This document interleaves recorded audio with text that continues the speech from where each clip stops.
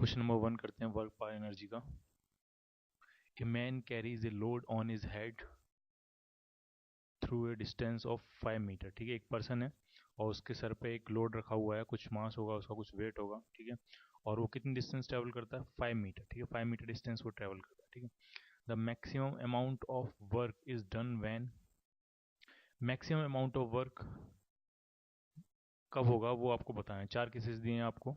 First case दिया है moves over an incline plane. ठीक है, तो वर्क, तो आप जरा देखो वर्क की जो डेफिनेशन होती है वो क्या होती है। जो वर्क होता है वो होता है एफ डॉट डिस्प्लेसमेंट फोर्स, या एफ डॉट फोर्स और डिस्प्लेसमेंट का डॉट प्रोडक्ट। ठीक है, और इसको अगर एक्सपेंड करके लिखेंगे तो ये हो जाएगा force into displacement into cos theta. Cos theta क्या होता है? Angle between force and displacement. ठीक है, तो डिस्प्लेसमेंट फिक्स है इस केस में। डिस्प्लेसमेंट कितना लिया है उसने? 5 मीटर। ठीक है, अच्छा फोर्स कितना लगा रहा होगा वो? ठीक है, तो ये जो ऑब्जेक्ट इसका वेट डाउनवर्ड लग रहा होगा, तो जो पर्सन अपने हेड से फोर्स लगा रहा होगा वो अपवर्ड लगा रहा होगा। ठीक है, ये फोर्स होगा एफ, और एफ किसके बराबर होगा? एफ हो जाएगा वेट ऑफ द लोड। ठीक है, कुछ उसको एम कह देते हैं। ठीक है, ठीक है, तो बेसिक पॉइंट इसमें है कि फोर्स फिक्स रहेगा, डिस्प्लेसमेंट फिक्स रहेगा, बस हमें एंगल देखना है, एंगल कब मैक्सिमम होगा। ठीक है, तो when its move an incline plane. ठीक है, इंक्लाइन प्लेन पर अगर पर्सन मूव कर रहा है तो डिस्प्लेसमेंट की डायरेक्शन ये है और फोर्स की डायरेक्शन ये है, जो फोर्स उसने लगाया। ठीक है, तो ये एंगल हो जाएगा theta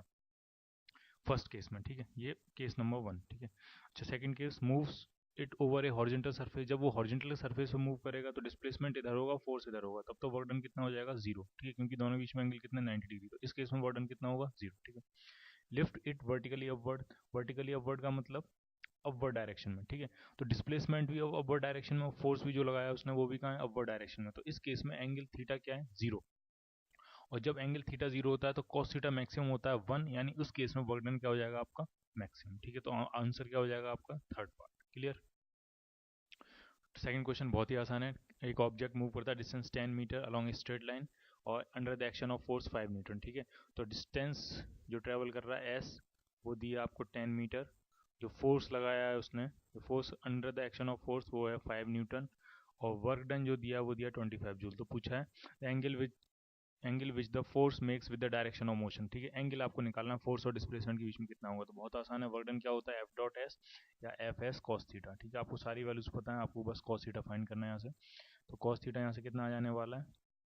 work done upon force और इंटू डिस्प्लेसमेंट। ठीक है, तो वर्क डन कितना है? 25, फोर्स कितना है? 5, डिस्प्लेसमेंट कितना है? 10, तो ये आ जाएगा हाफ। यानी कॉस थीटा दिया है हाफ, तो इसका मतलब थीटा कितना हो जाएगा आपका? 60 डिग्री। ठीक है, तो कौन सा ऑप्शन मिल जाएगा इसमें? Third part. Clear? Third question भी बहुत आसान है। A block of mass m is pulled along a circular arc by means of a constant force. ये एक स्ट्रिंग है और एक ये ब्लॉक है, इसका मास दिया है स्मॉल m। ठीक है, और इसको एक कांस्टेंट फोर्स F लगा के पुल करते हैं। हॉरिजॉन्टल फोर्स है, कांस्टेंट फोर्स है, डायरेक्शन भी फिक्स रहती है और मैग्नीट्यूड भी फिक्स है। ठीक है, और ये ऐसे मूव करता जाता है इस फोर्स के अंडर में, और ये यहाँ तक लेके जा रहा है इसको, कितने एंगल तक? 60 डिग्री एंगल तक। ठीक है, तो पूछा find the work done by this force. ठीक है, जब फोर्स कांस्टेंट होता है, जब कांस्टेंट फोर्स होता है तब जो वर्क डन होता है, work done by the force, वो सिंपली होता है force into displacement in the direction of force into displacement in the direction of force। ठीक है, जब फोर्स क्या होता है आपका? कांस्टेंट फोर्स होता है। ठीक है, तो बस वही करना है इस केस में। फोर्स कितना है? एफ कांस्टेंट फोर्स है। कांस्टेंट कैसे कह रहे हैं? वो कांस्टेंट फोर्स है और डायरेक्शन भी फिक्स है, इसका मतलब force constant into displacement in the direction of force. कितना डिस्प्लेसमेंट हुआ है फोर्स की डायरेक्शन में? तो आप देखो फोर्स हॉरिजॉन्टल है, तो हॉरिजॉन्टल डायरेक्शन में कितना डिस्प्लेसमेंट हुआ है?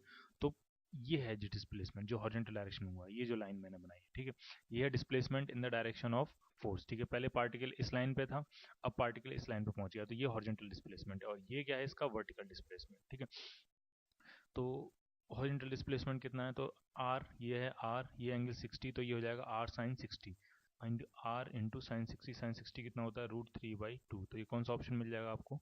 Third part. क्लियर?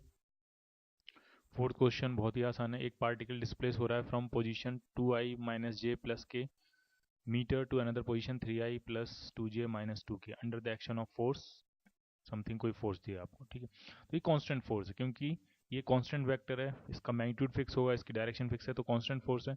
तो कांस्टेंट फोर्स के केस में वर्क डन होता है force F dot force into displacement, ठीक है। तो सबसे पहले हम डिस्प्लेसमेंट वेक्टर निकालते हैं। तो डिस्प्लेसमेंट वेक्टर क्या होगा, इस पोजीशन से इस पोजीशन तक मूवमेंट हो रहा है, ठीक है। तो final position vector minus initial position vector, ये आपका डिस्प्लेसमेंट वेक्टर हो जाएगा। तो यहीं माइनस कर लेते हैं इसको, तो ये डिस्प्लेसमेंट वेक्टर हो जाएगा आई कैप प्लस 3 टाइम्स जे कैप माइनस 3 टाइम्स के कैप, ठीक है। ये डिस्प्लेसमेंट वेक्टर हो जाएगा। और फोर्स वेक्टर क्या है, एफ, तो वो है 2i प्लस जे माइनस के, ठीक है। तो वर्क डन हो जाएगा एफ डॉट एस, तो डॉट प्रोडक्ट करेंगे इसको, तो आई आई ये हो जाएगा 2 प्लस 3, तो ओवरऑल कितना आ गया, ये 8 जूल वर्क डन आ जाएगा। Clear. Question number 5, a string is used to pull a block of mass m vertically up by a distance h at a constant acceleration g/4। ये स्ट्रिंग है और ये स्ट्रिंग इस मास m को पुल कर रही है वर्टिकल डायरेक्शन में, और मान लिया कोई टेंशन लग रहा है t, कोई टेंशन है t, और कितने एसलेशन से पुल कर रही है g/4। तो सबसे पहले टेंशन फाइंड करते हैं कितना हुआ। तो इक्वेशन ऑफ मोशन अगर हम लिखें तो ये हो जाएगी t minus m g, net force, net m g लगा होगा आपका डाउनवर्ड डायरेक्शन में, net force is equal to mass into acceleration, acceleration कितना g/4। तो यहाँ से टेंशन कितना आ जाएगा आपका 5 mg/4, ठीक है। ये तो मिल गया आपको टेंशन, ठीक है। अच्छा, और अपवर्ड डायरेक्शन में कितना डिस्प्लेसमेंट हो रहा है, तो वो हो रहा है h, ठीक है। तो फोर्स भी अपवर्ड डायरेक्शन में, डिस्प्लेसमेंट भी अपवर्ड डायरेक्शन में, तो जो वर्क डन आ जाएगा, वो सिंपली आ जाएगा फोर्स इंटू डिस्प्लेसमेंट, ठीक है। दोनों सेम डायरेक्शन में, तो एफ इंटू एस या टेंशन इंटू डिस्प्लेसमेंट जो भी है, ठीक है। टेंशन कितना है 5 mg/4 इंटू डिस्प्लेसमेंट कितना है h, तो कौन सा ऑप्शन मिल जाएगा आपको, ये थर्ड पार्ट। क्लियर। इसमें फोर्थ पार्ट मैंने बनाया नहीं है, फोर्थ पार्ट था इसमें none of these. Clear. Work done by frictional force is always negative, बिल्कुल ठीक नहीं है। इज ऑलवेज पॉजिटिव, ये भी बिल्कुल ठीक नहीं है। इज जीरो, कुछ भी हो सकता है। Work done by friction force negative भी हो सकता है, पॉजिटिव भी हो सकता है, जीरो भी हो सकता है। आप ऐसे समझो, अगर एक इंक्लाइन प्लेन है, ठीक है, अच्छा आपको ऐसे समझना, अगर मान लिया एक इंक्लाइन प्लेन है और इंक्लाइन प्लेन पे एक ऑब्जेक्ट रखा हुआ है, ठीक है, और ये स्लाइड इसलिए नहीं कर रहा है क्योंकि यहाँ पे फ्रिक्शन फोर्स है, ठीक है, फ्रिक्शन फोर्स लग रहा है, ठीक है, लेकिन डिस्प्लेसमेंट नहीं हो रहा, तो वर्क डन क्या हो जाएगा, work done by friction force zero, क्योंकि ये कहाँ रखा हुआ है, रेस्ट में। क्लियर। तो work done by friction force कितना हो गया, जीरो, ठीक है। अच्छा, इज ऑलवेज नेगेटिव, ठीक है, इज ऑलवेज पॉजिटिव, इसको भी देख लेते हैं पॉजिटिव कब कब होता है, ठीक है।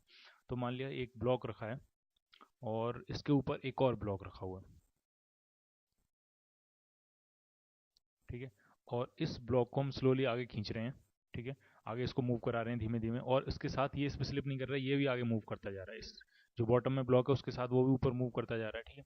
तो ये जो मूव कर रहा है आगे, ये कौन से फोर्स की वजह से मूव कर रहा है, ये फ्रिक्शन फोर्स की वजह से मूव कर रहा है, ठीक है। तो फ्रिक्शन फोर्स इस पे कहाँ लग रहा होगा, अपवर्ड डायरेक्शन में। अगर इस पे फ्रिक्शन फोर्स अपवर्ड डायरेक्शन में लगे तो ये स्लिप हो जाए, स्लिप होकर पीछे गिर जाए, ठीक है। तो फ्रिक्शन फोर्स लग रहा है इसमें, सॉरी, फॉरवर्ड डायरेक्शन में, और डिस्प्लेसमेंट भी कहाँ है इसका, फॉरवर्ड डायरेक्शन में, तो work done by friction force क्या हो जाएगा, जीरो, ठीक है। मैं एक बार फिर से ढंग से एक्सप्लेन करता हूँ इसको। मान लिया स्मूथ सरफेस है और इस पर एक ब्लॉक रखा हुआ है, ठीक है, और उसके ऊपर एक और ब्लॉक रखा हुआ है, ठीक है। अब हमने इस ब्लॉक पे इस तरफ फोर्स लगाया है कुछ एफ, और ये मूव करना स्टार्ट करता है, ठीक है। अब आप ये देखो, ये जो ऊपर रेड वाला ब्लॉक है इस पे फ्रिक्शन फोर्स किधर लग रहा होगा, ठीक है। तो हम इसका रिलेटिव मोशन देखेंगे कि अगर ये वाली सरफेस स्मूथ होती तो इसका मोशन कैसा होता। अगर ये वाली सरफेस स्मूथ होती तो ये वाला ब्लॉक तो अपनी पोजिशन पे ही रहता, और ये वाला ब्लॉक, नीचे वाला ब्लॉक स्लाइड करता हुआ यहाँ से निकल जाता है। यानी अगर रिलेटिव मोशन देखें तो नीचे वाले ब्लॉक के रिस्पेक्ट में जो रेड वाला ब्लॉक है वो कहाँ मूव कर रहा है, पीछे की तरफ, ठीक है। तो जब पीछे मूव कर रहा है तो फ्रिक्शन फोर्स कहाँ लगता है, रिलेटिव मोशन के अपोजिट में, ठीक है। तो रिलेटिव मोशन हो रहा है इसका पीछे की तरफ, तो इस पर फ्रिक्शन फोर्स कहाँ लगेगा, आगे की डायरेक्शन में। और अगर हम रेड वाले ब्लॉक से पूछें कि नीला वाला ब्लॉक, जो ग्रीन वाला ब्लॉक है वो कहाँ जा रहा है, तो रेड वाला ब्लॉक के रिस्पेक्ट में ग्रीन वाला ब्लॉक आगे मूव कर जाएगा। तो ये जब ये रिलेटिवली रेड वाले ब्लॉक के रिलेटिव में ये आगे मूव कर रहा है तो इस पर फ्रिक्शन फोर्स कहाँ लगेगा, पीछे की तरफ, ठीक है। तो ये है फ्रिक्शन फोर्स की डायरेक्शन, ठीक है। अच्छा, अब ये पूरा सेटअप आगे की तरफ मूव कर रहा है, ठीक है, इसका डिस्प्लेसमेंट आगे की तरफ है। तो अगर आप रेड वाले ब्लॉक पे पूछोगे work done by friction force क्या होगा, पॉजिटिव होगा कि नेगेटिव होगा, तो वो पॉजिटिव हो जाएगा। क्यों, क्योंकि फ्रिक्शन फोर्स भी लग रहा है फॉरवर्ड डायरेक्शन में और डिस्प्लेसमेंट भी कहाँ हो रहा है, फॉरवर्ड डायरेक्शन में, ठीक है। तो work done by friction force positive भी हो सकता है, नेगेटिव भी हो सकता है, जीरो भी हो सकता है। तो आंसर कौन सा हो जाएगा इसका, fourth part. Clear. 7th question है, मैथमेटिकल है, आसान है ये question. Under the action of force A 2 kg block moves such that its position x as a function of time is given by x is equal to t cube by 3, ठीक है। मास कितना दिया है, मास दिया है आपको 2 kg, ठीक है, और पोजीशन जो वेरी कर रही है वो दी है आपको t स्क्वायर बाई 3, ठीक है, x मीटर्स में, टाइम सेकंड्स में। तो पूछा गया था work done by the force in the first 2 seconds. First 2 seconds में कितना वर्क डन होगा, ठीक है। तो वर्क डन के लिए आपको फोर्स चाहिए, डिस्प्लेसमेंट चाहिए। अच्छा, डिस्प्लेसमेंट कितना होगा वो हम फाइंड कर लेते हैं फर्स्ट 2 सेकंड्स में, ठीक है। तो 1 मिनट पहले फोर्स फाइंड करें, तो एक्स दिया है, इसको डबल डिफरेंशिएट करेंगे तो एसलेशन मिल जाएगा। तो पहले वेलोसिटी फाइंड करें, तो वेलोसिटी कितनी आ जाएगी, तो आ जाएगी, इसको एक बार डिफरेंशिएट करेंगे तो 2t/3। एसलेशन कितना आ जाएगा, तो एक बार और डिफरेंशिएट करेंगे तो कितना आ जाएगा, 2/3 आ गया एसलेशन। तो फोर्स कितना लग रहा होगा उस पर, तो मास इंटू एसलेशन क्या होता है, फोर्स। मास दिया है 2 kg और एसलेशन है 2/3, तो टोटल फोर्स कितना हो जाएगा, 4/3 न्यूटन, ठीक है। ये हो गया फोर्स। अच्छा, डिस्प्लेसमेंट कितना होगा, ठीक है। तो आप ऐसे समझो, फोर्स कांस्टेंट है, फोर्स टाइम के साथ वेरी नहीं कर रहा, फोर्स क्या है, कांस्टेंट। तो हम अगर वर्क डन फाइंड करेंगे तो सीधे सीधे फोर्स इनटू क्या कर देंगे, डिस्प्लेसमेंट, ठीक है। तो फोर्स है आपका 4/3, डिस्प्लेसमेंट कितना होगा, ठीक है। तो टाइम कितने सेकंड्स में पूछा गया है, इन फर्स्ट 2 सेकंड्स, तो 2 सेकंड टाइम की वैल्यू 2 पुट करेंगे तो यहाँ से क्या आ जाएगा, डिस्प्लेसमेंट, ठीक है। तो टाइम की वैल्यू यहाँ 2 पुट करेंगे तो 4/3, डिस्प्लेसमेंट भी कितना आ गया आपका, 4/3, ठीक है। तो टोटल वर्क डन कितना हो जाएगा, 60/9 जूल्स। क्लियर। क्वेश्चन नंबर 8 करते हैं। A rifle bullets loses 1/20th of its velocity in passing through a plank. तो कुछ ऐसा गिवन है क्वेश्चन में कि एक प्लांक है, उस प्लांक को क्रॉस करने में, मान लीजिए प्लांक है और इस प्लांक को क्रॉस करने में कितनी वेलोसिटी वो लूज कर देता है, 1/20th part of its velocity. यानी अगर यहाँ वेलोसिटी, अगर इनिशियल वेलोसिटी मान लिया v है, तो जब इसको क्रॉस करके यहाँ से निकलेगा तब उसके पास जो फाइनल वेलोसिटी बचेगी वो बचेगी v माइनस v/20, यानी 20th पार्ट उसने क्या कर दिया, लूज कर दिया अपनी इनिशियल वेलोसिटी, ठीक है।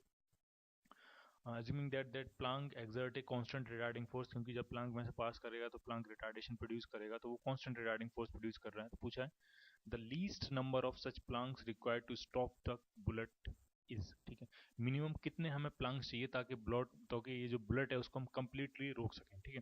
तो आप कुछ ऐसे समझो, इसका जो फॉर्मूला ड्राइव किया था वो ये है, फॉर्मूला इसका एक, कि अगर मान लिया 1/nth part, 1/nth part velocity का लूज हो जाता है एक प्लांक में से पास करने में, तो टोटल नंबर ऑफ प्लांक्स कितने चाहिए, मैक्सिमम नंबर ऑफ प्लांक्स कितने, minimum sorry total number of Planck's कितने चाहिए ताकि बुलेट को आप पूरी तरह से स्टॉप कर सको।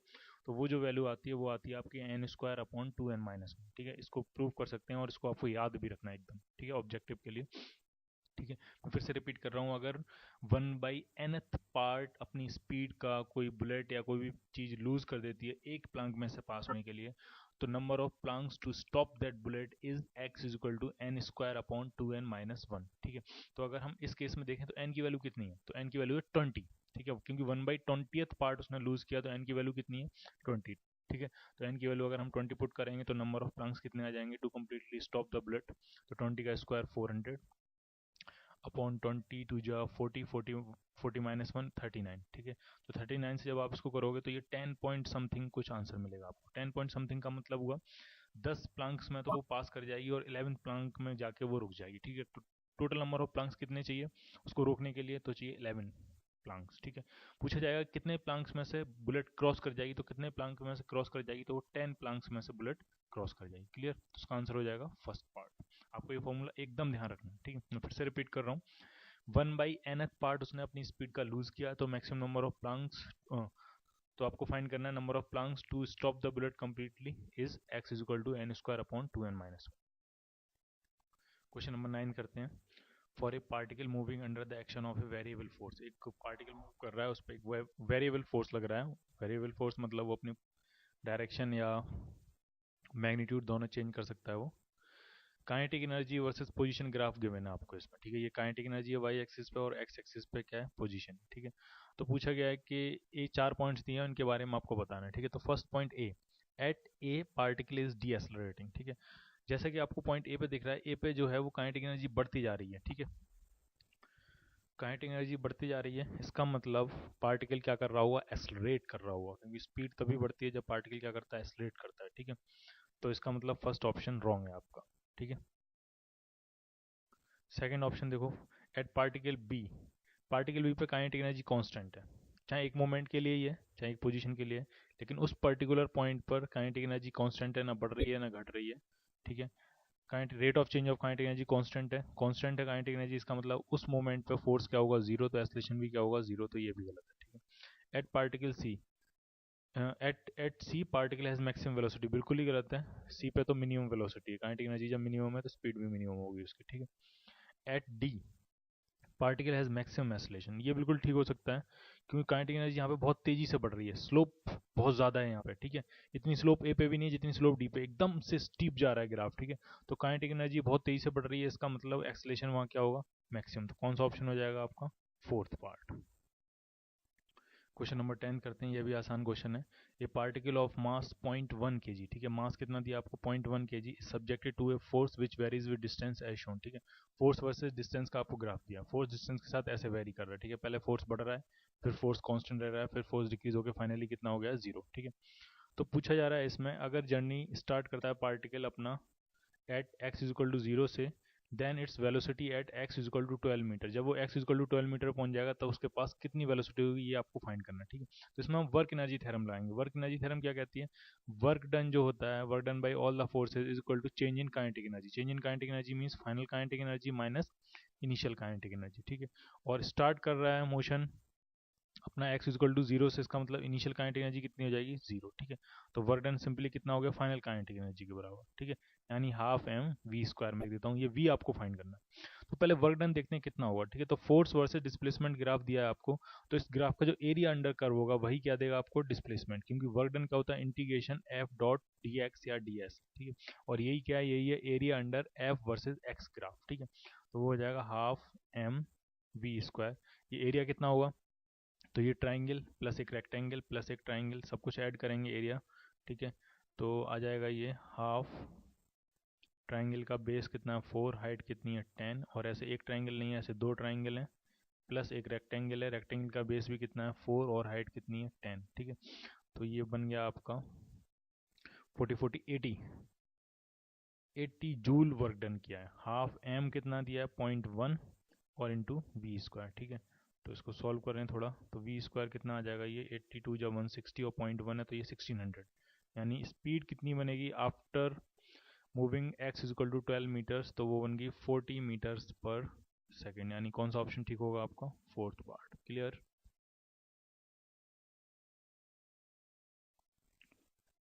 11th क्वेश्चन करते हैं। An unloaded bus can be stopped by applying brakes on straight road after covering a distance x। मान लिया कोई बस है, ये अनलोडेड बस है, और इस बस को हम स्टॉप कर सकते हैं अगर ये खाली बस है, और हम अगर इसमें ब्रेक लगाएं तो कितनी डिस्टेंस ट्रेवल करने के बाद स्टॉप हो जाएगी x, ठीक है। जब इसमें ब्रेक से अप्लाई करेंगे तो जो फ्रिक्शन फोर्स लगेगा, जो ब्रेकिंग फोर्स लगेगा, वो इसके मोशन के अपोजिट डायरेक्शन में लगेगा, कुछ ऐसे ब्रेकिंग फोर्स लगेगा, ठीक है। एफ आर कह देते हैं उसको, फ्रिक्शन फोर्स मान लिया, ठीक है। अपोजिट डायरेक्शन में लगेगा, मोशन के अपोजिट डायरेक्शन में, और कितनी डिस्टेंस ट्रेवल करके वो रुक जा रही है, तो वो जो डिस्टेंस ट्रेवल कर रही है वो कितनी x, ये कब है, जब ये अनलोडेड बस है, ठीक है। अगर इसके लिए इक्वेशन लिखें, मान लिया इसका मास m है, ठीक है, मान लिया इसका मास m है, तो वो क्या रहा होगा, इसमें जो इसकी काइनेटिक एनर्जी है वो इस फ्रिक्शन फोर्स के अगेंस्ट वर्क करने में खर्च हो रही होगी, ठीक है। तो अगर हम वर्क एनर्जी थ्योरम लगाएं तो वर्क एनर्जी थ्योरम क्या कहती है, work done is equal to change in kinetic energy. Work done किसके बराबर होता है, चेंज इन काइनेटिक एनर्जी मतलब फाइनल माइनस इनिशियल, ठीक है। तो वर्क डन कितना होगा, तो वर्क डन होगा minus F R into x. Clear, क्योंकि ये दोनों अपोजिट डायरेक्शन में, तो वर्क डन नेगेटिव होगा, तो minus F R into x, ये फोर्स, ये displacement, is equal to change in kinetic energy, final kinetic energy zero होगी क्योंकि फाइनली बस को रुक जाना है, जाके स्टॉप हो जाना है, माइनस इनिशियल काइनेटिक एनर्जी, तो मैंने मान लिया इनिशियल स्पीड बस की कितनी है v, तो हाफ एम वी स्क्वायर, ठीक है। तो ये इक्वेशन बन जाएगी, इक्वेशन 1 कह देते हैं इसको, ठीक है। अब क्या कह रहे हैं, suppose the passenger at 50% of its weight as the load, ठीक है। अगर इसमें पैसेंजर भी बैठे हो तो इसका मास कितना हो जाएगा, ठीक है। तो इसका 50% और ऐड हो गया, यानी अब इसका मास कितना हो जाएगा, तो वो हो जाएगा 1.5 m, m था 0.5 m और ऐड हो गया, तो टोटल मास कितना हो गया 1.5 m, ठीक है। And the braking force remains unchange, यानी जो फ्रिक्शन फोर्स लग रहा है वो पहले भी एफ आर था और अब भी कितना एफ आर, उसमें कोई चेंज नहीं, ठीक है। तो पूछा है how far will the bus go after the application of brakes, यानी ब्रेक लगाने के बाद कितना और आगे तक चली जाएगी। पिछले केस में जब बस लोडेड थी तब कितना आगे तक जाती थी, वो एक्स, ठीक है। अब हमें पता नहीं, तो अब हम उसको कह देते हैं एक्स डैश, ठीक है, और एक्स डैश की हमें वैल्यू फाइंड करनी, ठीक है। तो फिर से हम वही इक्वेशन लिखेंगे, work done is equal to change in kinetic energy, अब वर्क डन कितना हो जाएगा, तो वो हो जाएगा minus F R into x dash, ठीक है। पिछले केस में वर्क डन कितना था, minus F R into x, ठीक है, equal to change in kinetic energy. Change in kinetic energy क्या होता है, फाइनल काइनेटिक एनर्जी, फाइनल कितनी होगी आपकी 0, माइनस इनिशियल काइनेटिक एनर्जी। अब इनिशियल कितनी हो जाएगी, तो हाफ एम, एम की जगह हम लिखेंगे 1.5 एम, क्योंकि उसमें 50% जो वेट है बस का वो किसकी वजह से आया है, पैसेंजर्स की वजह से आया, ठीक है। इनटू वेलोसिटी, तो वो कहते हैं velocity of the bus in both the cases is same, यानी वेलोसिटी जो v पहले थी अब v क्या कितनी रहेगी, v, ठीक है, तो इनटू v स्क्वायर, ठीक है। तो बस ये इक्वेशन क्या देते हैं, सेकंड। अगर x डैश फाइंड करना है तो वैसे यहाँ से क्लियर हो रहा है आपको 1.5 ऑफ x आ जाएगा, लेकिन अगर मैथमेटिकली एकदम फाइंड करना है तो आप दोनों इक्वेशंस को डिवाइड कर दो, second upon first, second upon first करेंगे तो इधर आ जाएगा x डैश, इधर अपॉन x, और इक्वल टू इस तरफ कितना आ जाएगा, तो वो आ जाएगा 1/1.5, क्लियर, सॉरी 1/1.5 नहीं आएगा, 1.5 अपॉन 1, सेकंड अपॉन फर्स्ट किया, जो डिवीजन किया वो हमने किया सेकंड अपॉन फर्स्ट, ठीक है, तो 1.5 अपॉन 1, तो x डैश यहाँ से कितना आ गया, x डैश आ गया 1.5 ऑफ x, ठीक है। यानी अगर हम मास 1.5 गुना बढ़ा देंगे, बाकी सारी चीज़ें कांस्टेंट रखें, तो जो डिस्टेंस है, जो स्टॉपिंग डिस्टेंस है, वो भी कितने टाइम्स बढ़े, इंक्रीज हो जाएगी 1.5 टाइम्स, ठीक है। तो इसको एक इंपॉर्टेंट रिजल्ट की तरह आप ध्यान रख सकते हो। अगर इनिशियल वेलोसिटी, फ्रिक्शन फोर्स सब कुछ सेम है, तो जिस रेट से मास इंक्रीज करेगा उसी रेट से स्टॉपिंग डिस्टेंस इंक्रीज कर जाएगी, तो आंसर हो जाएगा इसमें इसका सेकंड पार्ट, क्लियर। एक एनिमेशन दिखाना है, ये बस है, ये बस मूव कर रही है और ब्रेक लगाती है और एक्स डिस्टेंस जाके ये रुक जाती है, क्लियर। 12th क्वेश्चन बहुत आसान क्वेश्चन है। Two bodies of mass m1 and m2 are moving with same kinetic energy, यानी जो फर्स्ट की काइनेटिक एनर्जी अगर उसको कहें हम k1, तो वही सेकंड की काइनेटिक एनर्जी, यानी k1 किसके बराबर होगा, half m v1 square, m1 v1 square, और k2 कितना होगा, half m2 into v2 square, ठीक है, और ये दोनों बराबर हैं, ठीक है। क्वेश्चन में क्या है, सेम काइनेटिक एनर्जी, यानी k1 is equal to k2, ठीक है। तो पूछा है अगर P1 P2 are their respective momentum, P1 और P2 अगर उनके मोमेंटम है, तो पूछा ratio of P1 upon P2, ठीक है। तो हम काइनेटिक एनर्जी और मोमेंटम में अगर रिलेशन फाइंड करें, तो काइनेटिक एनर्जी होती है हाफ m v स्क्वायर, ठीक है। अगर मैं क्या कर रहा हूँ, m से ऊपर मल्टीप्लाई कर रहे हैं और m से नीचे डिवाइड कर दे रहे हैं, ठीक है। ऐसा क्यों किया, ताकि ये बन गया मोमेंटम का स्क्वायर, तो काइनेटिक एनर्जी किसके बराबर हो गया, मोमेंटम का स्क्वायर अपॉन 2m, यानी मोमेंटम कितना हो जाएगा, तो मोमेंटम हो गया अंडर रूट 2m k, ये रिजल्ट आपको एकदम ध्यान रखना है, ठीक है।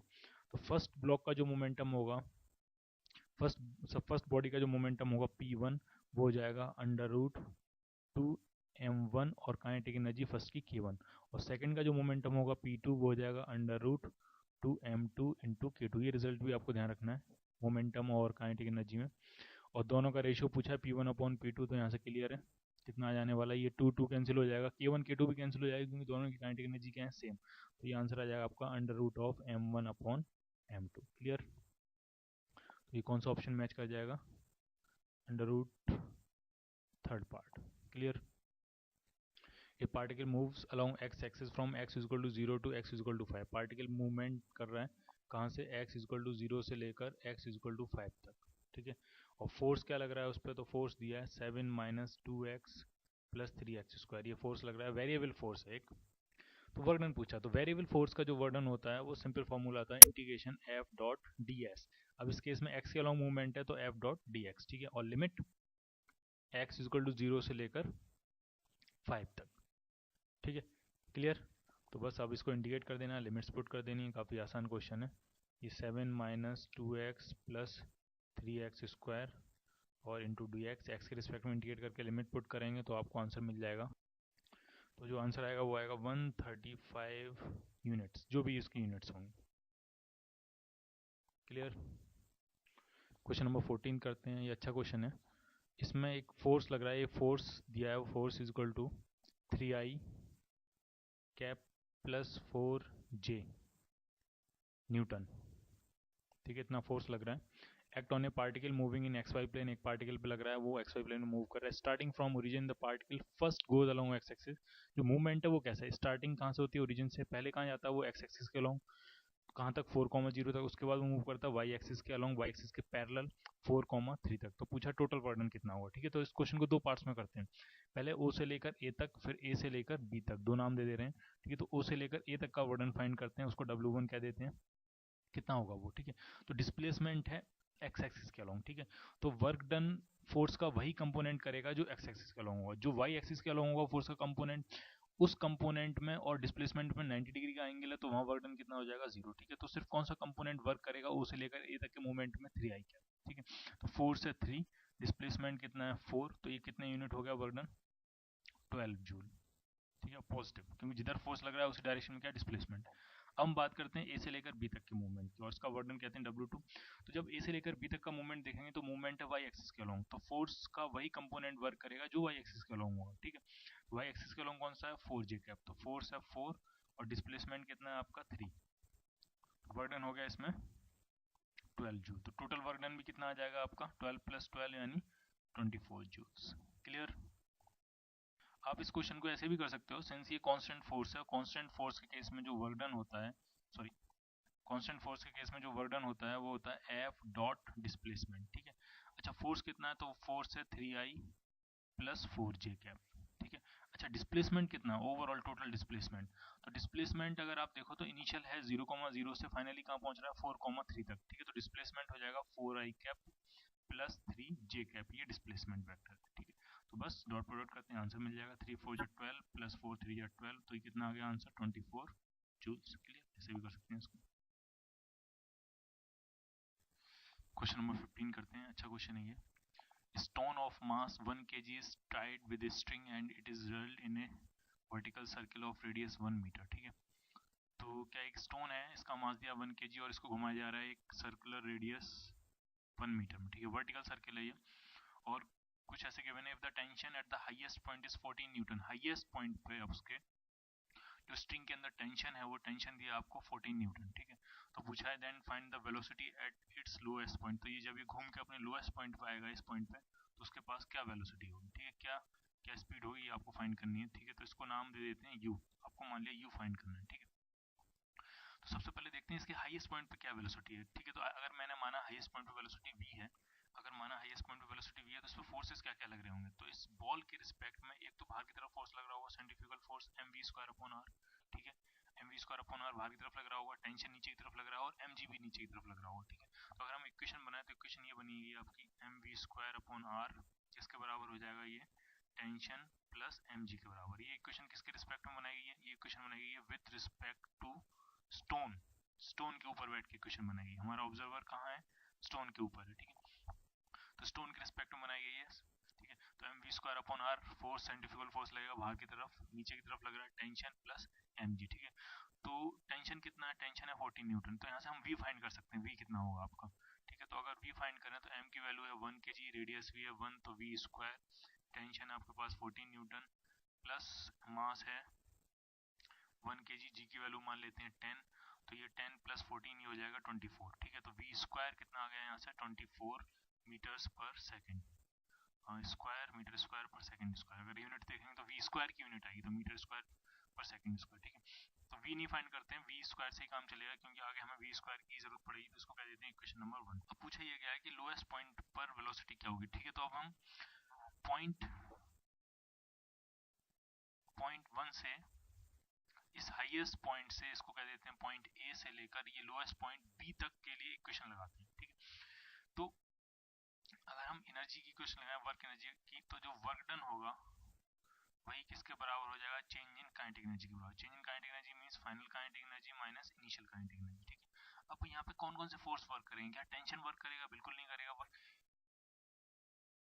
क्योंकि टेंशन और डिस्प्लेसमेंट के बीच में हमेशा एंगल कितना रहता है 90 डिग्री। आप किसी भी इंस्टेंट पे देखोगे, मान लिया अगर इस पॉइंट पे देख रहे हो जब पार्टिकल यहाँ है, ठीक है, तो टेंशन लग रहा होगा इस तरफ और डिस्प्लेसमेंट हो रहा होगा इस तरफ, ठीक है। अगर आप इस पॉइंट पे देखोगे तो पार्टिकल यहाँ होगा तो टेंशन लग रहा होगा इस तरफ और डिस्प्लेसमेंट हो रहा होगा इस तरफ, ठीक है। तो डिस्प्लेसमेंट और टेंशन के बीच में हमेशा एंगल कितना रहेगा 90 डिग्री, तो वर्क डन टेंशन नहीं करेगा, वर्क डन सिर्फ कौन करेगा mg, ठीक है। तो कितना करेगा वर्क डन mg, तो वर्टिकल डिस्प्लेसमेंट भी डाउनवर्ड है, mg भी डाउनवर्ड लगता है, तो वर्क डन हो जाएगा mg, h कितना है 2r, ठीक है, ट्वाइस ऑफ रेडियस, ठीक है, equal to final kinetic energy half m u² minus initial kinetic energy half m v², ठीक है। तो यहाँ से m की कोई जरूरत नहीं है, m कैंसिल कर लेते हैं, ये m और ये m गया, g की वैल्यू 10 इंटू 2, r की वैल्यू है 1, u²/2 माइनस v² कितना है 24/2, ठीक है। तो बस अब यहाँ से सॉल्व कर लेंगे, तो ये u² कितना आ जाएगा आपका 20, 12 से लेके इधर आ जाएगा 40 +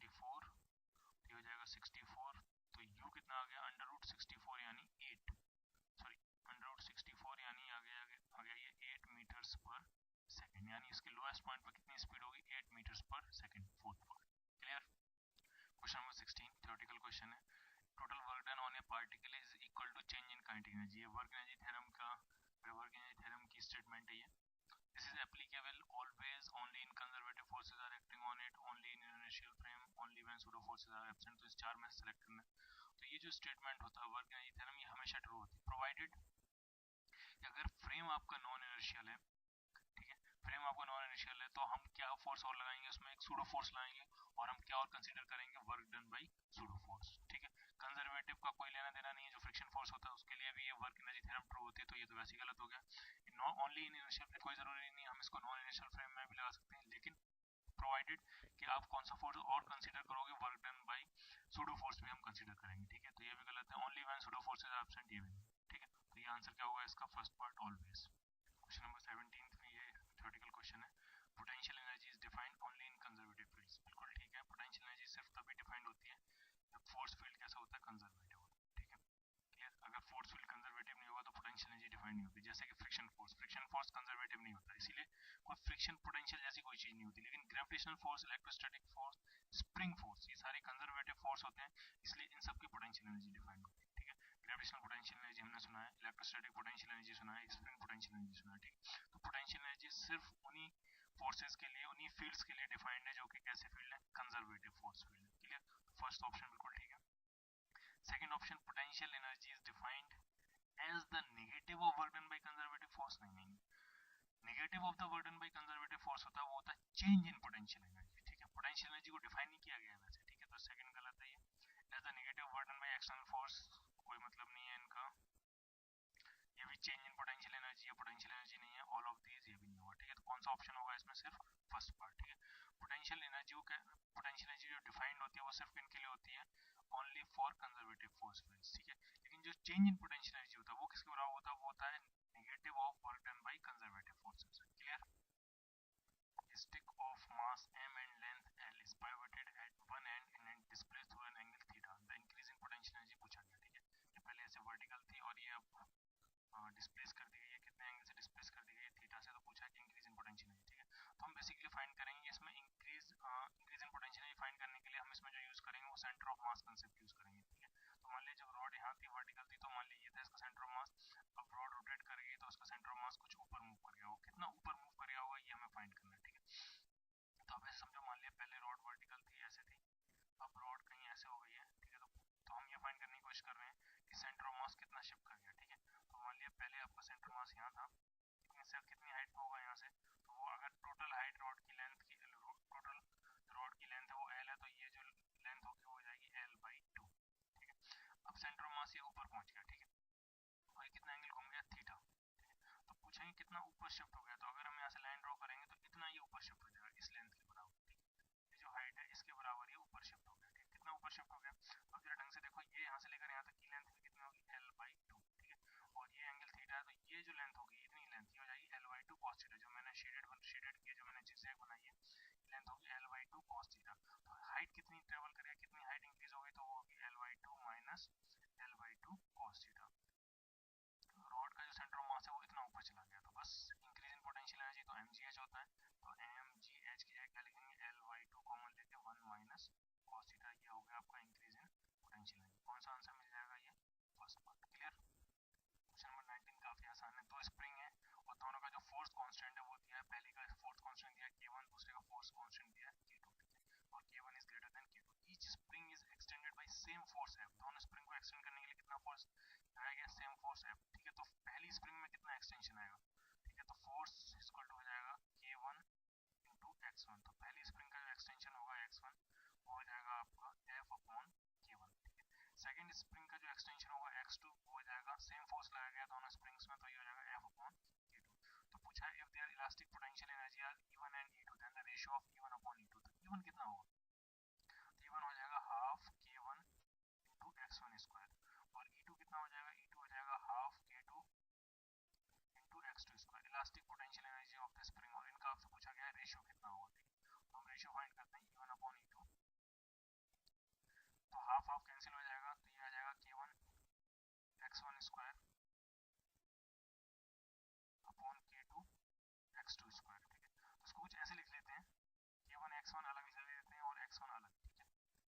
x2 एक तरफ लिख लिया मैंने और एक x2 अलग लिख लिया। ऐसा क्यों किया है? क्योंकि जो k1 x1 यही फोर्स F के बराबर है। फोर्स F क्या है? k1 into x1, ठीक है। फोर्स F इतना है k1 into x1 और k2 x2 क्या है? वही फोर्स क्या है? F। तो ये दोनों F फोर्स है, तो ये दोनों आपस में इक्वल है, तो ये दोनों कैंसिल आउट हो जाएंगे। तो सिंपली कितना आ गया? x1 अपॉन x2, ठीक है। अब बस क्या करना है, x1 की जगह x1 की वैल्यू पुट कर देनी है। x1 कितना है? F अपॉन k1 और x2 की जगह F अपॉन k2, तो ये आ जाएगा F अपॉन k1 और x2 की जगह F अपॉन k2, तो ये k2 ऊपर पहुंच गया, तो F कैंसिल हो जाएगा। तो ये सिंपली रेशियो क्या बन गया? k2 अपॉन यानी इलास्टिक पोटेंशियल एनर्जीज का जो रेशियो है वो स्प्रिंग कांस्टेंट के इनवर्स रेशियो के बराबर है। तो ये आ जाएगा आपका क्वेश्चन सेकंड ऑप्शन। चलो ये करते हैं। Uniform chain of length L and mass m is lying on a smooth table. It has 1/3 of its length है hanging vertically down over the edge of the table. Uniform rod है, उसका मास दिया है m और length दी है। Smooth table पर लाई कर रही है और इसका 1/3 पार्ट हैंग कर रहा है। L y 3 पार्ट क्या कर रहा है? हैंग कर रहा है, ठीक है। चीज में acceleration due to gravity, the minimum amount of work required to put the hanging part of the chain on the table. जो हैंगिंग पार्ट हैंग कर रहा है, कितना मिनिमम वर्क करना पड़ेगा ताकि इसको हम वापस इसको टेबल पर लेके आ सकें। तो अगर हम यहाँ एक फोर्स लगाएं इस चेन पे, तो वो फोर्स पुशिंग फोर्स हो सकता है। फोर्स को वापस चेन में खींच के लेकर आएगा, तो कुछ हम कितना वर्क करना पड़ेगा। आप इसको दूसरे पर्सपेक्टिव से समझिए। इस फोर्स की वजह से हो क्या रहा है कि जो हैंगिंग पार्ट है ये ऊपर आ रहा है, जो ऊपर पार्ट होगा तो ऊपर ही रहेगा, उसमें कोई चेंज नहीं। जो हैंगिंग पार्ट है वो भी आ रहा है ऊपर, यानी इस हैंगिंग पार्ट का centre of mass upper direction में मूव कर। तो कौन सी एनर्जी इंक्रीज करनी है? ग्रेविटेशनल पोटेंशियल एनर्जी इसमें इंक्रीज करनी है, ठीक है। तो वर्क डन जो होगा वो किसके बराबर हो जाएगा? आपको increase in gravitational potential energy. तो कितनी कर रही है ग्रेविटेशनल पोटेंशियल एनर्जी? तो वही वर्क के बराबर। तो आपको मास कितना है? तो मास है m by 3, third part m by 3 g h। h h कितना होगा? तो इस हैंगिंग पार्ट का पार्ट कितना ऊपर आ रहा है टेबल पे, तो इस हैंगिंग पार्ट का सेंटर ऑफ मास होगा वो कहीं ना होगा। सेंटर ऑफ मास कितना नीचे है? सेंटर ऑफ मास है l by 6 नीचे, टोटल लेंथ है l by 3, centre of mass कितना नीचे? l by 6 नीचे, तो सेंटर ऑफ मास कितना ऊपर है? ऊपर है l by 6, तो हाइट क्या बता रहा है? सेंटर ऑफ मास है l by 6, ठीक है। तो इतना जाना ऊपर, तो इसका पोटेंशियल एनर्जी बनती है एक्सेलरेशन h, आंसर कितना आ गया आपका?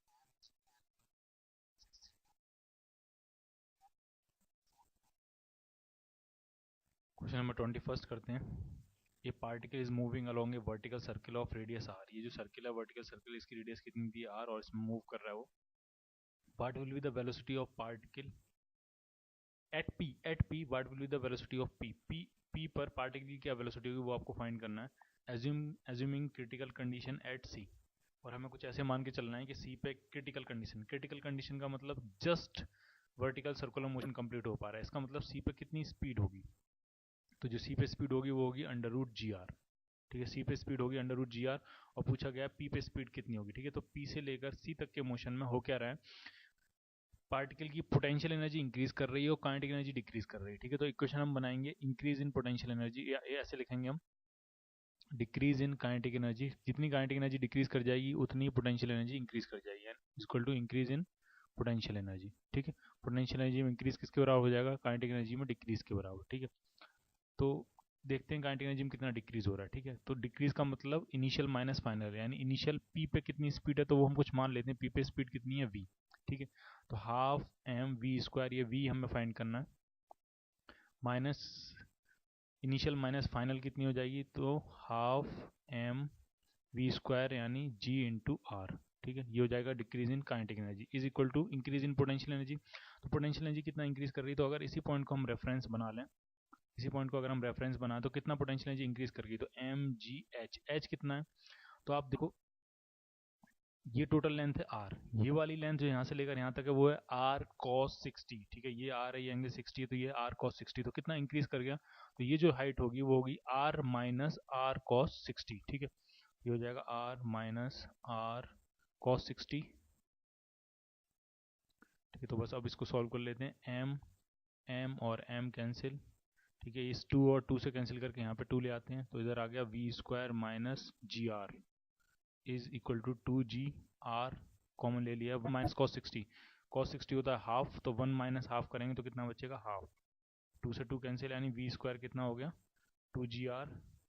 तो v कितना आ जाएगा आपका, अंडर रूट 2gr। ठीक है, कौन सा ऑप्शन ठीक होगा आपका, second part. Clear. Question number 22 करते हैं, अच्छा क्वेश्चन है ये। A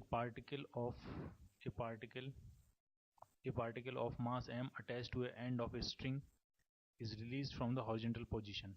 The particle rotates in a circle about point O as shown. ठीक, कुछ ऐसे है कि एक पॉइंट O से फिक्स की गई है स्ट्रिंग, और एक पार्टिकल है मास उसका, उसको यहाँ से फिक्स किया गया और इसको यहाँ से रिलीज किया गया, तो ये स्विंग करता हुआ आएगा, ये पॉइंट O के अबाउट सर्किल में घूमता हुआ आएगा यहाँ तक। लेकिन एन पॉइंट पे हमने एक नेल फिक्स की हुई है, ठीक है, कील गाड़ी हुई है। ठीक है, अब अभी तक उस एम जो पार्टिकल है वो यहाँ तक आया है, वो किसके अबाउट स्विंग करता हुआ है, पॉइंट ओ के अबाउट सर्कुलर मोशन में। लेकिन इसके बाद का जो पाथ होगा वो यहाँ पे नेल है, तो यहाँ से यहाँ तक की स्ट्रिंग अरेस्ट हो जाएगी, और अब ये नेल एन के अबाउट घूमेगा सर्कुलर पाथ में। ठीक है, क्लियर। और नेल एन जो है वो पॉइंट ओ से कितना नीचे लगाई गई है, एच डिस्टेंस पे। ठीक है, तो अब इसके बाद किसके अबाउट घूमेगा, नेल एन के अबाउट। ठीक है, तो पूछा गया है for the particle to swing completely around the nail in a circle. ठीक है, तो पूछा गया है कि हमें फाइंड करनी है, और ये हमें क्या फाइंड करनी है, हमें एच के बारे में इंफॉर्मेशन देनी है, और ओ से लेकर एम, ये जो लेंथ है स्ट्रिंग की, जो लेंथ है वो दी आपको एल। ठीक है, और हमें एच के बारे में इंफॉर्मेशन देनी है, और कंडीशन ये है कि ये जो जब पार्टिकल यहाँ से स्विंग करता हुआ आएगा तो इसके बाद नेल के अबाउट वो पूरा वर्टिकल सर्कुलर मोशन कंप्लीट करे। ठीक है, कंडीशन ये दी है कि पूरा वर्टिकल सर्कुलर मोशन कंप्लीट करना चाहिए। ठीक है, तो उसके लिए एल और एच में क्या रिलेशन होगा। ठीक है, तो आपको कुछ चीज़ें बिल्कुल ध्यान रखनी चाहिए कि जब अगर ये पूरा वर्टिकल सर्कुलर मोशन कंप्लीट करेगा, ठीक है, मान लिया ये एल है, ये एच है, तो जिस रेडियस के अबाउट ये यहाँ घूम रहा होगा वो रेडियस हो जाएगी एल माइनस एच। पहला पॉइंट आपको ये ध्यान रखना। ठीक है, दूसरा पॉइंट, जब ये इस पॉइंट पे आएगा, जब ये स्विंग करता हुआ इस पॉइंट पे आएगा, तो इस पॉइंट की जो वेलोसिटी होनी चाहिए, अगर आप वर्टिकल सर्कुलर मोशन कंप्लीट कराना चाहते हो, तो ये जो वेलोसिटी होनी चाहिए वो किससे ज्यादा होनी चाहिए, वो होनी चाहिए greater than under root 5gr, ये फॉर्मूला होता है। और r आपका कितना है, जिस रेडियस में ये घूमेगा नेल के अबाउट, वो रेडियस कितनी है, वो है l माइनस एच। ठीक है, तो ये कंडीशन होनी चाहिए, इस पॉइंट पे जो वेलोसिटी v होनी चाहिए वो इस टर्म से ज्यादा होनी चाहिए। ठीक है, अच्छा, इस पॉइंट पे वेलोसिटी होगी कितनी, तो आप देखो जब ये यहाँ से यहाँ स्विंग करता हुआ आएगा पार्टिकल नीचे, तो किस रेडियस में घूम रहा है, एल रेडियस में। ठीक है, तो जब ये यहाँ तक पहुंचेगा तो इसके पास जो वेलोसिटी होगी वो कितनी होगी, वो होगी एग्जैक्टली अंडर रूट 3gl। ठीक है, तो रिलेशन ये बनेगा आपका फाइनली कि जो अंडर रूट 3gl है, ये जो वेलोसिटी आई है वहां से स्विंग करता हुआ, जब ये आया है पार्टिकल यहाँ से यहाँ तक स्विंग करता हुआ आया, तो ये जो वेलोसिटी आई है ये किससे ग्रेटर देन होनी चाहिए, under root 5gl minus H से ग्रेटर देन होनी चाहिए। ठीक है, तभी ये एन के अबाउट ये पूरा वर्टिकल सर्कुलर मोशन कंप्लीट कर पाएगा जस्ट। ठीक है, तो अब इसको सॉल्व कर लेते हैं, स्क्वायर कर देते हैं, जी से जी कैंसिल हो गया, स्क्वायर कर दिया, ये आ गया 3l is greater than 5l minus H, 3l is greater than 5l minus 5h, 5h को इस तरफ ले आते हैं, 5h इज ग्रेटर देन, ये आ जाएगा इस तरफ 2l, तो h is greater than 2l by 5। ठीक है, तो आंसर क्या आना चाहिए कि जो हाइट होनी चाहिए उसकी नेल और उसके बीच का सेपरेशन किससे ज़्यादा होना चाहिए, 2l बाई 5 से ज़्यादा होना चाहिए। ठीक है, तो कौन सा ऑप्शन हो जाएगा आपका, फोर्थ पार्ट। ठीक, क्लियर। क्वेश्चन नंबर 23, ये भी आसान है, इसका रिजल्ट आपको ध्यान भी रखना है। Initially mass m is held such that the spring is in relaxed condition. ठीक है, मास को पहले यहाँ से रोक के रखा गया होगा, ठीक है, और कुछ ऐसे होल्ड करके रखा गया ताकि स्प्रिंग में कोई इलोंगेशन नहीं है। ठीक है, कोई भी स्प्रिंग के अंदर एनर्जी स्टोर नहीं है, इलोंगेशन एक्सटेंशन कितना है, 0। ठीक है, अब अचानक से m मास को सडनली रिलीज कर दिया गया, तो पूछा है आपसे, सडनली रिलीज कर दिया गया तो आपसे पूछा है find the maximum elongation in the spring. ठीक है, तो आप कुछ ऐसे समझो, मान लिया इनिशियल स्टेट ये है स्प्रिंग की और कोई इलोंगेशन नहीं है, फिर सडनली इसको रिलीज कर दिया गया, तो मान लिया ये इसकी फाइनल स्टेट है, ये मैक्सिमम इलोंगेशन। तो जब मैक्सिमम इलोंगेशन होगा तो आपको पॉइंट ध्यान रखना है इसमें, जब इनिशियल इलोंगेशन है यहाँ से रिलीज किया गया तो इनिशियल वेलोसिटी भी क्या है, 0, रेस्ट से रिलीज किया है, और जब ये मैक्सिमम इलोंगेशन होगा, ठीक है, तब भी इसकी फाइनल वेलोसिटी क्या हो जाएगी, 0, और एक मोमेंट के लिए रुकेगा और उसके बाद फिर ये वापस आना शुरू हो जाएगा। ठीक है, यानी इनिशियल स्टेट में भी इसकी काइनेटिक एनर्जी 0 है, और जब ये मैक्सिमम इलोंगेशन हो चुका होगा, अपनी एक्सट्रीम पोजीशन में पहुंच चुका होगा जहां तक पहुंचना है, तो फिर से एक मोमेंट के लिए इसकी काइनेटिक एनर्जी क्या हो जाएगी, 0। ठीक है, तो फाइनल काइनेटिक एनर्जी भी क्या है, 0। ठीक है, तो इसमें हो क्या रहा है, इसमें कौन सी एनर्जी डिक्रीज कर रही है, कौन सी एनर्जी इंक्रीज कर रही है, जब ये नीचे की तरफ मूव करेगा तो जो पोटेंशियल एनर्जी है वो डिक्रीज कर रही है। और क्या इंक्रीज कर रही है? तो स्प्रिंग इलोंगेट कर रही है। तो स्प्रिंग की जो पोटेंशियल एनर्जी ये है ग्रेविटेशनल पोटेंशियल एनर्जी, ये डिक्रीज कर रही है। और जो स्प्रिंग की पोटेंशियल एनर्जी है वो क्या कर रही है? इंक्रीज कर रही है। ठीक है, सॉरी, इंक्रीज कर रही है। ठीक है, तो इसमें हम डायरेक्ट इक्वेशन लिखेंगे, increase in gravitation decrease in gravitational potential energy is equal to increase in spring potential energy. ठीक है, ठीक है, तो जितना ग्रेविटेशनल पोटेंशियल एनर्जी में डिक्रीज होगा उतना ही स्प्रिंग पोटेंशियल एनर्जी में क्या हो जाएगा? इंक्रीज हो जाएगा। ठीक है, तो इसको इक्वेशन के टर्म्स में लिखें तो ग्रेविटेशनल पोटेंशियल एनर्जी कितनी डिक्रीज कर रही है? तो मान लिया मैंने ये कितने नीचे गया अपनी इनिशियल स्टेट से x, तो देखते हैं ग्रेविटेशन पोटेंशियल एनर्जी कितनी डिक्रीज कर रही है। तो ये m मास का ब्लॉक है और ये कितना नीचे जा रहा है? x, तो decrease in gravitation potential energy हो गया आपका mgx is equal to increase in spring potential energy. Spring potential energy कितनी इंक्रीज कर जाएगी? तो पहले इलोंगेशन 0 था तो कोई स्प्रिंग पोटेंशियल एनर्जी नहीं थी। अब इलोंगेशन कितना हो गया? x, तो अब जो स्प्रिंग पोटेंशियल एनर्जी हो जाएगी वो हो जाएगी हाफ के एक्स स्क्वायर। तो इसका मतलब increase in spring potential energy final minus initial कितना हो जाएगा? तो इसको अगर सॉल्व करें तो x यहाँ से कितना आने वाला है? x आ जाएगा आपका ट्वाइस mg ओवर k। ठीक है, तो कौन सा ऑप्शन हो जाएगा इसमें? Second part. क्लियर? क्वेश्चन है ये परफेक्टली इन इलास्टिक कोलिजन का। A bullet of mass m moving with velocity u strike a block of mass capital M at rest and gets embedded in the block. ठीक है, तो कुछ ऐसे बना लेते हैं। मान लिया ये एक ब्लॉक है, क्लियर, और इस ब्लॉक में एक बुलेट आगे हिट कर रही है। तो मान लिया एक ये बुलेट है। ठीक है, इसका मास है स्मॉल m और इस ब्लॉक का मास है कैपिटल M और इसके अंदर एम्बेडेड हो जाती है। शुरुआत में ये कहाँ कैसे होता है? रेस्ट में। ठीक है, स्टार्टिंग में मान लिया रखा हुआ है किसी स्मूथ सरफेस पे, स्टार्टिंग में क्या होता है? ये रेस्ट में, और फिर जब इसके अंदर एम्बेडेड हो जाएगी ये बुलेट तब ये फिर मूव करना शुरू कर देगा। ठीक है, तो क्या चीज़ कंजर्व रहेगी थ्रू आउट मोशन में? तो इसकी जो काइनेटिक एनर्जी, सॉरी, इसका जो मोमेंटम होगा वो थ्रू आउट क्या रहेगा? कंजर्व रहेगा। ठीक है, जो इनिशियल मोमेंटम होगा बिफोर इम्पैक्ट वही फाइनल मोमेंटम होगा। क्लियर? तो ये अब ये मूव कर रहा है, मान लिया पूरा सेटअप कितनी वेलोसिटी से मूव कर रहा है? मान लिया कुछ v वेलोसिटी से ये मूव कर रहा है। ठीक है, बुलेट कितनी स्पीड से आ रही थी? u स्पीड से। ठीक है, तो ये परफेक्टली इन इलास्टिक कोलिजन है। कोलिजन चाहे आपका कैसा भी हो, elastic, inelastic, perfectly inelastic, हर तरह के कोलिजन में एक ही चीज कांस्टेंट रहती है, वो है मोमेंटम। जो इनिशियल मोमेंटम होगा जस्ट बिफोर कोलिजन वही फाइनल मोमेंटम होगा जस्ट आफ्टर कोलिजन। ठीक है, तो इनिशियल मोमेंटम कितना है? तो इनिशियल मोमेंटम है m इंटू यू प्लस 0, क्योंकि ब्लॉक का कोई मोमेंटम नहीं है, क्योंकि ब्लॉक कहाँ है आपका? रेस्ट में, is equal to final momentum. अब दोनों एक साथ मूव कर रहे हैं तो टोटल मास हो जाएगा capital M plus small m, और दोनों मिलकर कितनी स्पीड से मूव कर रहे हैं? तो मान लिया वो स्पीड कितनी है? v। तो यहाँ से v कितना आ जाएगा? तो v आ जाएगा mu upon capital M plus small m। Clear? ठीक है, तो पूछा लॉस इन काइनेटिक एनर्जी। अब ये परफेक्टली इन इलास्टिक कोलिजन है। इन इलास्टिक कोलिजन में लॉस इन काइनेटिक एनर्जी होता है, तो लॉस कैसे फाइंड करेंगे? तो लॉस होता है आपका इनिशियल माइनस फाइनल। तो loss in kinetic energy delta के अगर इसको कहें तो ये हो जाएगी initial kinetic energy minus final kinetic energy. तो इनिशियल काइनेटिक एनर्जी कितनी है? तो इनिशियल काइनेटिक एनर्जी सिर्फ और सिर्फ बुलेट के पास है। ब्लॉक कहाँ रखा है आपका? रेस्ट में। तो initial kinetic energy half m u square minus final कितनी है? तो फाइनल दोनों के पास है, तो हाफ मास कितना है? Capital M plus small m into v square. तो वी स्क्वायर करेंगे तो ये हो जाएगा m square u square upon capital M plus small m का भी स्क्वायर। ठीक है, तो अब इसको सॉल्व कर लेते हैं और देखते हैं कौन सा आंसर मैच करेगा। तो ये एक ब्रैकेट से एक कैंसिल हो जाएगा, हाफ m और u स्क्वायर ये कॉमन आ जाएगा, यहाँ बचेगा 1 माइनस ये बचेगा small m upon capital M plus small m। तो ये आ गया आपका answer, half m u square और ये into capital M upon capital M plus small m। ठीक है, तो आंसर क्या मिल गया आपके पास? Half m capital M u square upon capital M plus small m। Clear? ये इतनी काइनेटिक एनर्जी लॉस हो जाएगी। तो ये ऑप्शन मिल जाएगा आपको थर्ड पार्ट। 25 बहुत ही आसान क्वेश्चन है। Block of mass m moving with velocity v not on the smooth horizontal surface.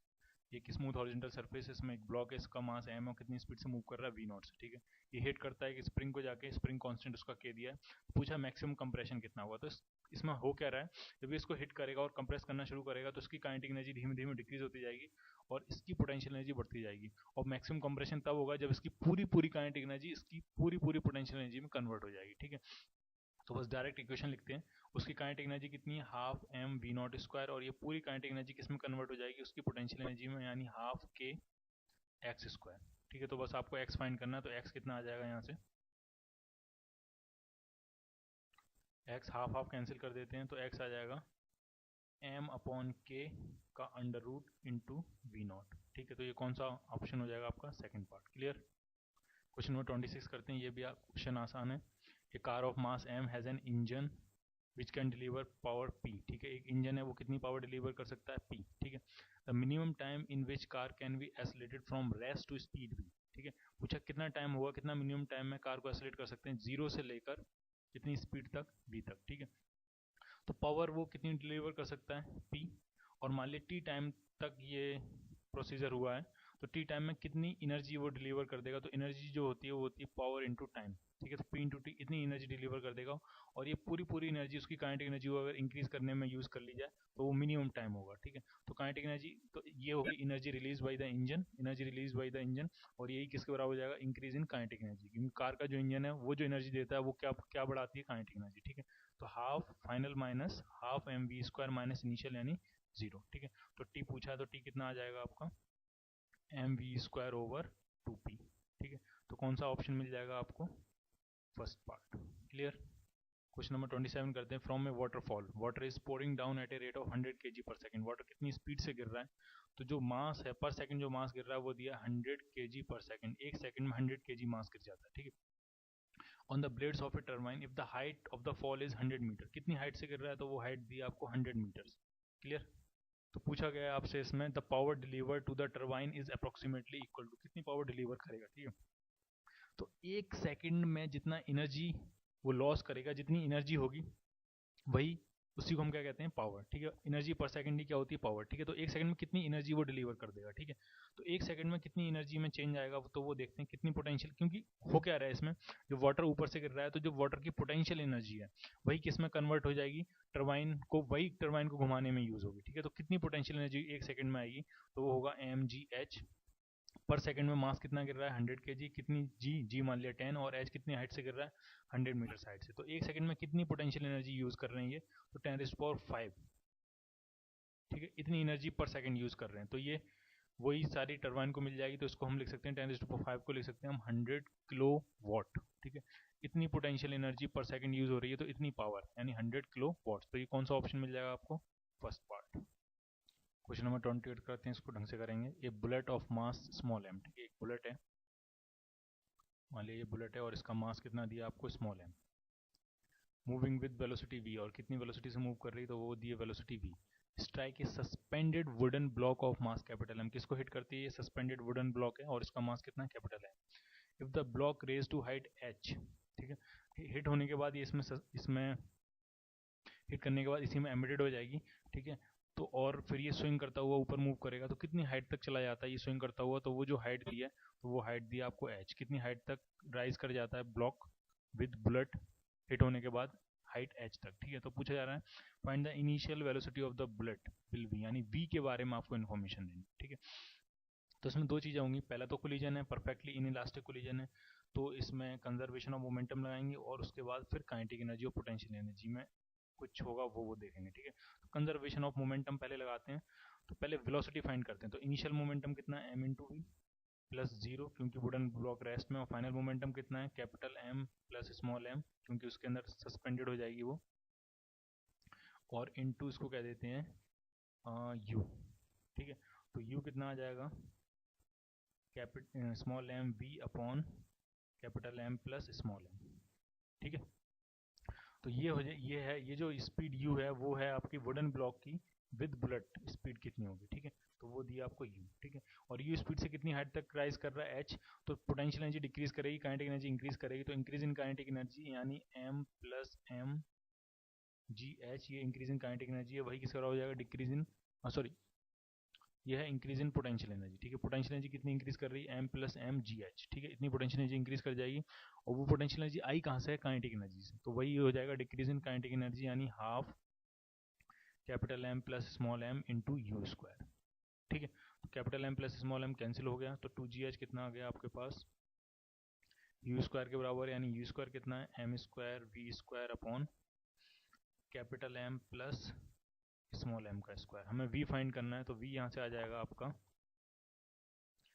Capital M plus small M upon small M, ये मिल जाएगा, और अंडर रूट उसके साथ क्या आ जाएगा, अंडर रूट 2gh। ठीक है, तो ये आप खुद से सॉल्व कर लोगे, मिल जाएगा ये आपको। ठीक है, तो इसमें कौन सा ऑप्शन हो जाएगा आपका, सेकंड पार्ट। क्लियर।